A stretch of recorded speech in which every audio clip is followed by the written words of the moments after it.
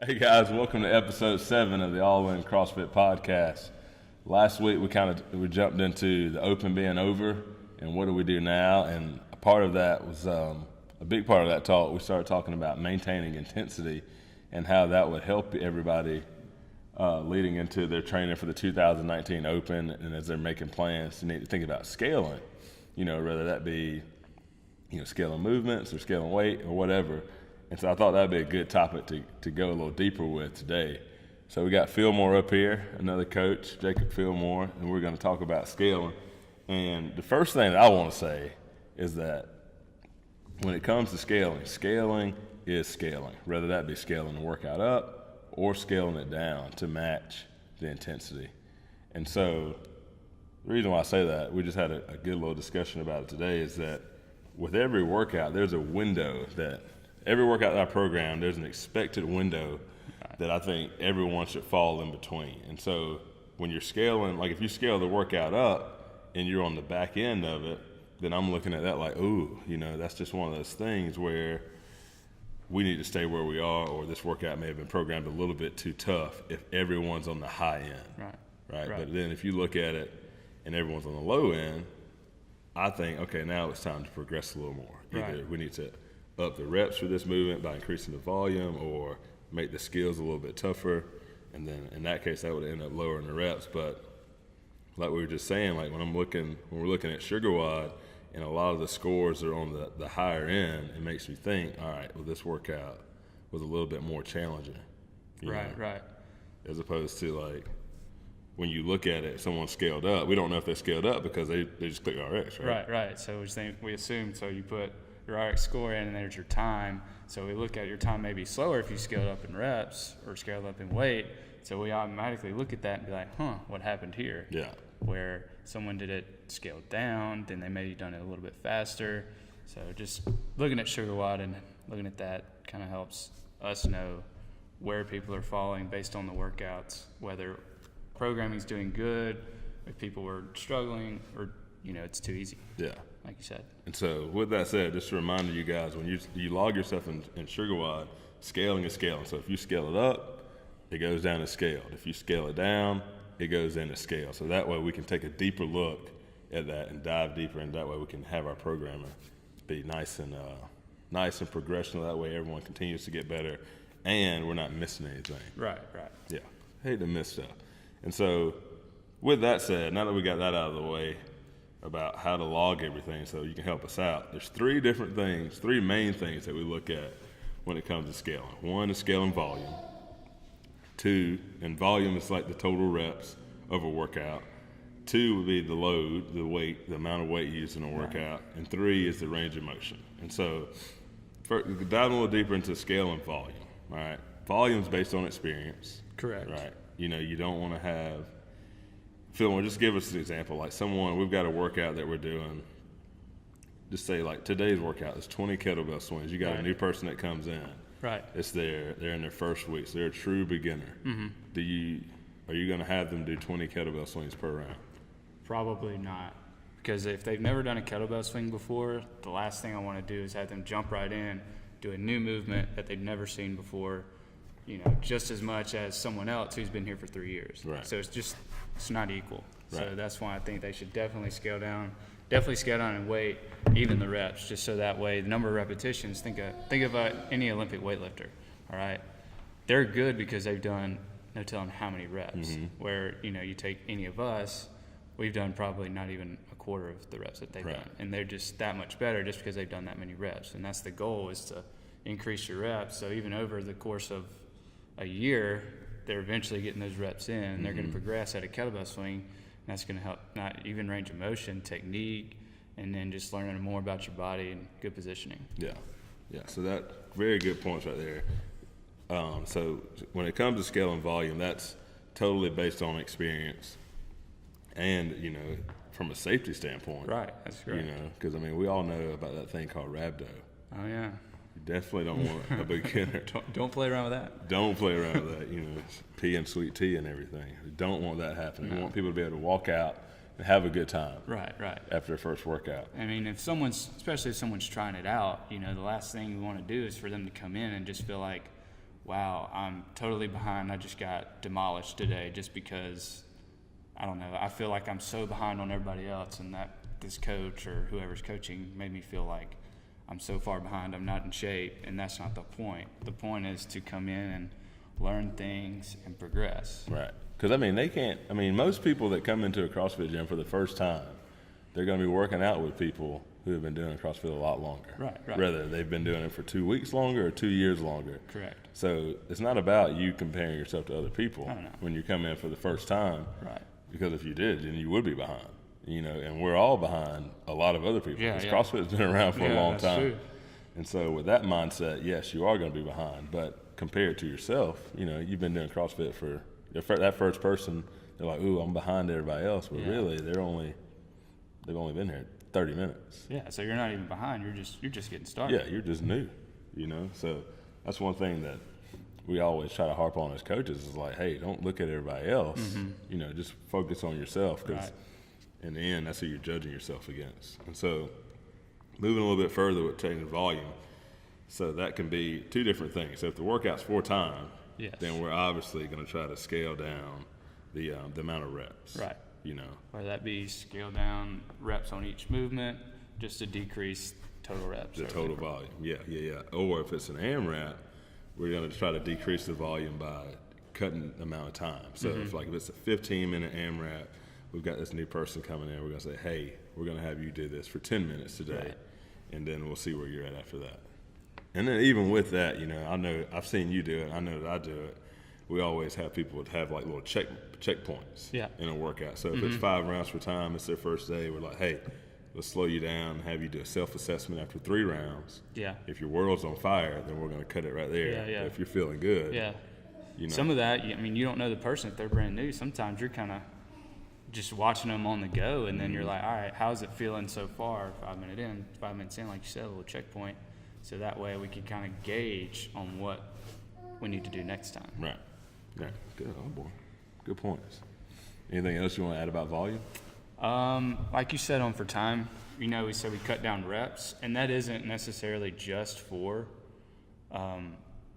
someone new who's like, okay, new movements, just learning it. Yes, it's about that, but also we want to keep everybody together, because it's not doing the person any good if the majority of the people, or not necessarily majority, but just a lot of people, the average is about 15 minutes. And then if it's for time workout, you have someone that's a little bit newer, they're not going to rush through these movements. It's all new. And so then they're taking 20 minutes. They're going to start looking around, seeing people getting done, and they're going to kind of get worried. And, that's just human nature to kind of just, even when I'm taking a test, if somebody's finishing next to me, I'm kind of worried. I'm like, oh goodness, I don't know anything about this test. It's common human nature about stuff like that. So just scaling the reps to keep everybody into that centralized just time frame, getting the same stimulus, right? Based on that programming. Basically, so that like the new person isn't doing a totally different workout. He's still getting the same feel from the workout that everyone else is getting. Correct. He or she. Yeah. All right. So moving on, we'll talk about scaling the weight. All right. And scaling weight is one of those things where you gotta put your ego aside. Absolutely. Yes. People come in and they see the workout, the RX weights on the board, like, that's what I'm doing today. And sometimes you're just not there, whether it be because of lack of experience with the movement, or a lack of strength because you haven't been training as long, or even just from a safety issue. You may have like some injuries. There may be some injuries that someone's working through that they lack a range of motion. And so by doing that workout, using the weight that's prescribed for the workout, puts them in a compromised position. Right. And so we're not scaling the weight to make it easier. No. It's about finding that balance. Right.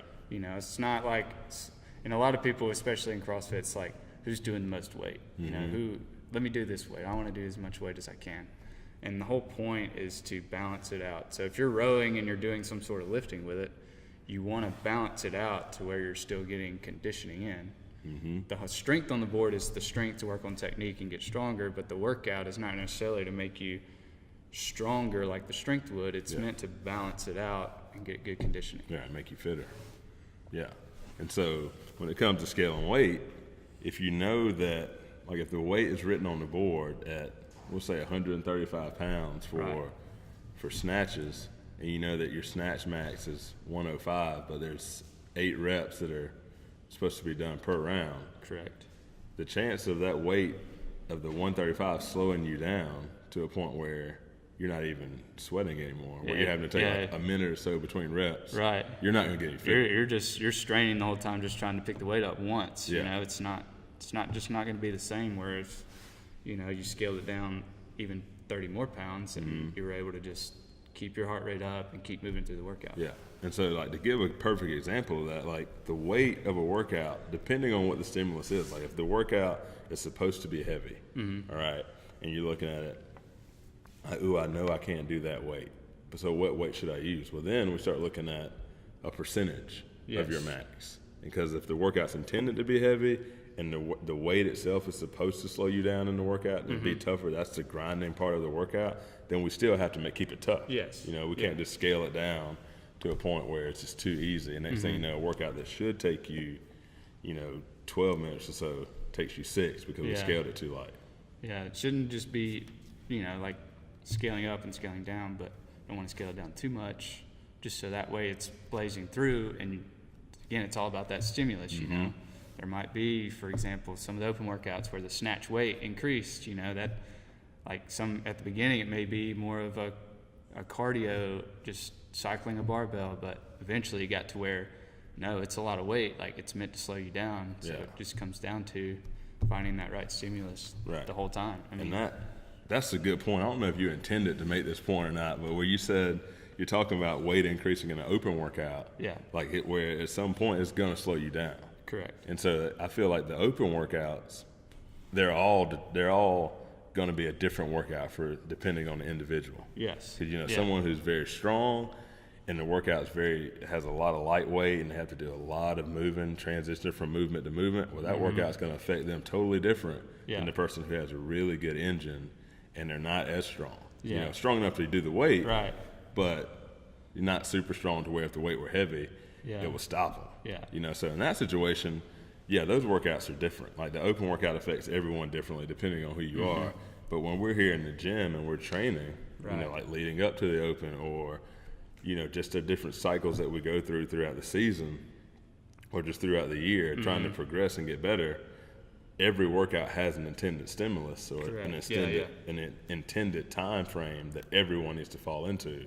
And that makes scaling so much more important. Because when you're in the gym training, it's all about getting fitter, but then when the open rolls around, that's a competition. It's finding those max out points. It's about finding your limitations. It's basically what the open is. It's all a test. But in here, it's all about just preparation for that test. Exactly. Good. That's perfect. We can move on from that. So we talked about volume, we talked about load and weight. So now we'll talk about the range of motion. And so range of motion comes into play for me. I think about it like with people who there may be a skill that's written on the board and they don't have it yet, or they have that skill but it's not great. And I think personally that it is better to scale the movement down. So if it's chest to bar pull-ups, it's better to scale it down to pull-ups. Or if it's pull-ups and you don't have great pull-ups, it may be better to scale it down to ring rows or banded strict pull-ups, because that way you're ensuring that you're getting better. Because it's that full range of motion. You're going through a fuller range of motion. Like being able to do a pull-up and your hip and pull-ups aren't great, so you're not getting full extension with your arms at the bottom of it. You're not going through full range of motion, so you're not going to get better.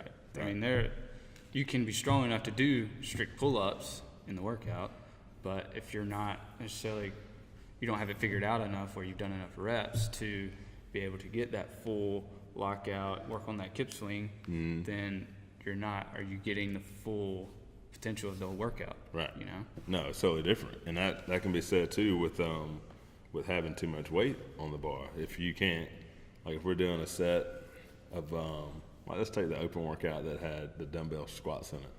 If that weight was just a workout we threw up on the board, in the open, yes, go RX, give it all you got. Take your time getting through it just so you can get as many reps as you can.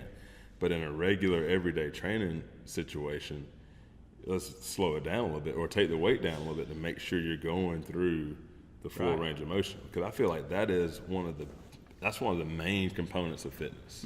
If you have, like if we're both doing a workout together, I'm doing half squats just because I want to beat you, or I think that half squats are faster, but you're doing full squats. Well, over the course of the workout, you're getting better because you're moving further. Right. You know, what do they say? Large loads over long distances is one of the main components of Greg Glassman's definition of fitness. Yeah. And if you take that and you shorten the distance, the range, the motion, shorten the distance that you're moving, you're not getting as fit as you possibly can. You're just doing less work. Yeah, you're doing less work across broad time. Right. You might as well just not even run half of 400 meters. You know, if it's a 400-meter run, you're technically just not running the whole 400 meters. Yeah. You know? That's a good way to look at it. Yeah, you're just going 200 turn around.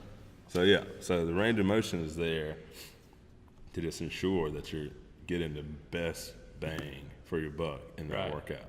And so that's another thing that we want to ensure. And then on the flip side of that, like if you got someone who's injured, you know, like let's say someone's coming back from knee surgery and the workout has air squats in it. Well, they can't quite squat to full depth without coming up on their toes. So then in that situation, it's like, all right, well, we're just going to have you squat down to as far as you can and still maintain good positions. We want to keep those heels down. So if the heels are coming up, we obviously, the main thing is keeping the heels and feet flat. And then keeping your chest up too. So being able to, sometimes you have to lessen the range of motion to be able to maintain good positions, which in turn will help. More range of motion in the end, more progression. It's perfect. All right, so we've talked about how, you know, every workout has an intended stimulus, like a time frame that we want it to fall in. And then we've got, you know, we talked about scaling volume, scaling the weight, the range of motion. Right. Let's look at a real workout. Okay. Let's say Nancy. All right. If you don't know what Nancy is, 5 rounds, 400-meter run, 15 overhead squats, 95 pounds for the guys, RX weight, 65 pounds for the ladies. Okay. Let's say we've got a beginner. Well, no, let's say we've got some. Let's go in the middle.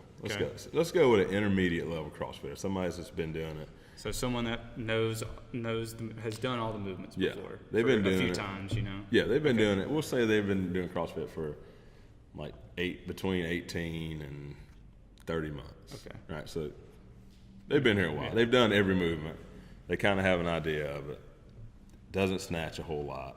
Doesn't overhead squat a whole lot. So let's say their max overhead squat is 135. And so then for 5 rounds, you're asking them to do 75 reps at 95. What kind of, like that, for that person, are you going to have them scale the workout? Definitely, maybe not the rounds. If they've been doing it a while, they've been familiar with running, you know, good conditioning. So if the workout, you say you want it to last, 20 minutes, a little under 20 minutes or so. So like in a perfect world, like if we're thinking about a perfect world, it'd probably take like a perfect world, no breakdown in form, no breakdown, no catastrophe, no extra transition time. They don't slow down. This person's a robot. They could probably finish it. I wrote it down here. It's like 10 minutes and 25 seconds. Matt Fraser, so he's a robot. Yeah. Matt Fraser can do Nancy in 10 minutes, 25 seconds. So we've got that. But then like the average time though is around 18, 20 or so. So like you wouldn't want anybody pushing this workout past 24 minutes. Right. So you've got that person that's in the middle of the road, and let's say they're not great at running. Okay. They're not great at running, and their overhead squats not much more weight than what the RX weight is. Okay. All right. So how are we going to scale that for them? All right. So I would start with, for the run. So the main purpose that I would like to see is someone to run the whole time. So if you know that you could run 400 meters, but the whole point is to do that continuously. So if you're looking at 5 rounds and you're like, all right, that's over a mile. So what you need to start looking at is, okay, probably cutting down either on the rounds, or you can shorten the runs along with the reps on the overhead squats and the weight. But I would probably start with cutting off maybe 2 rounds and try to start running, try to run 400 meters, try to keep it continuous. Obviously, it's going to get more challenging in the end, all right? But the whole point is try to keep them running the whole time. And the overhead squats, probably maybe cut those probably down to 10 reps, definitely lighten the weight. Yeah. Like you said, range of motion, so we want to lighten that weight up enough so that way we're getting full range of motion on all the reps. You may not be able to do it unbroken, but the point is still just to get that good stimulus, and then hopefully that reaches that time frame of about 18 minutes or so. Right, run that average moment. Yeah, I think that's very good suggestions for the person that's like intermediate. Let's go on the, let's just go straight to a beginner. Okay. This is this person's first day, not first day. They haven't overhead squatted yet, but they're a good runner. They come from a running background.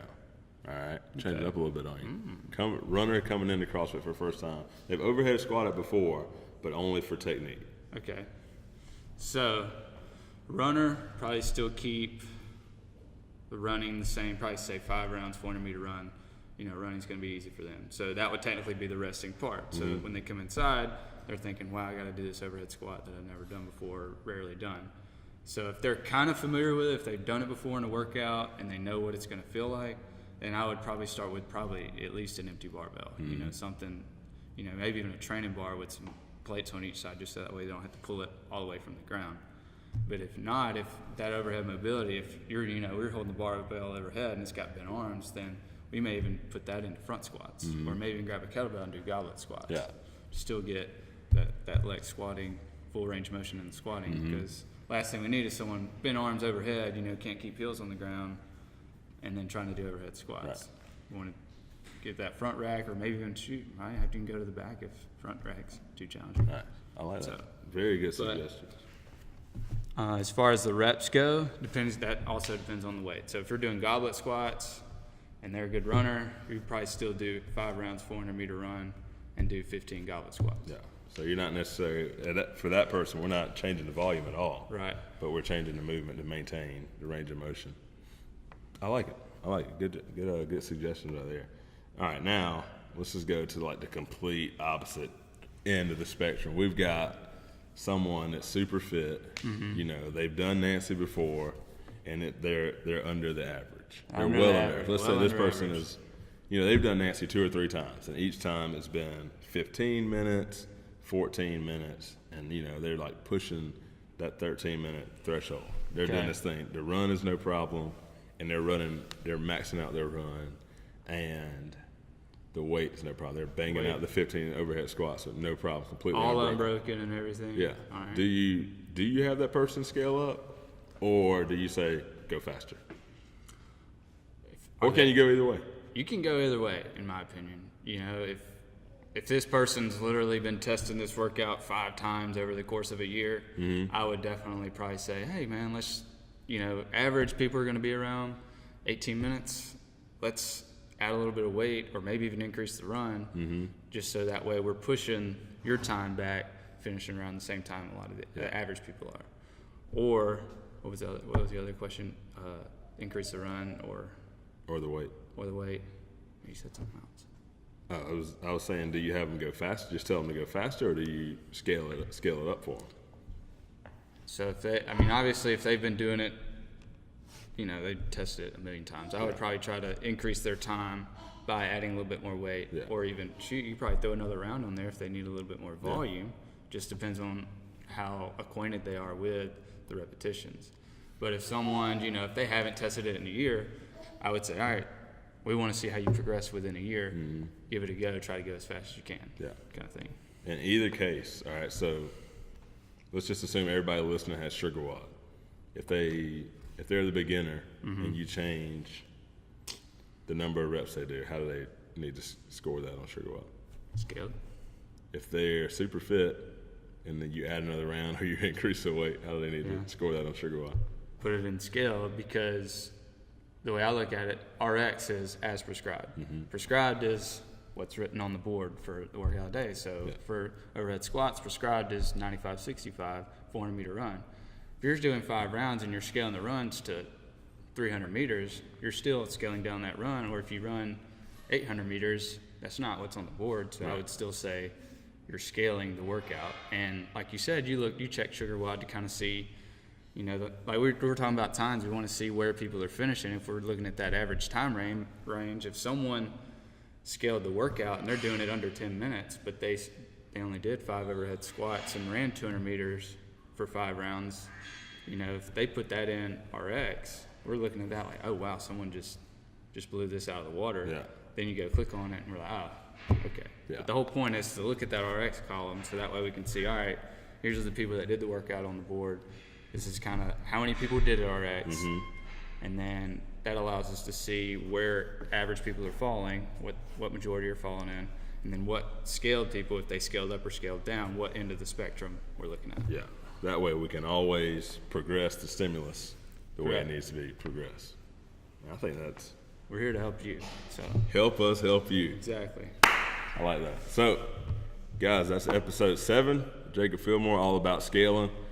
Be sure to, first off, watch this podcast because it's going to be really helpful to you in the future when it comes to scaling your workouts and everything. And it's going to help us out too. So if you have any questions, feel free to leave them in the comments below, and we'll try to get right back to you. See you guys.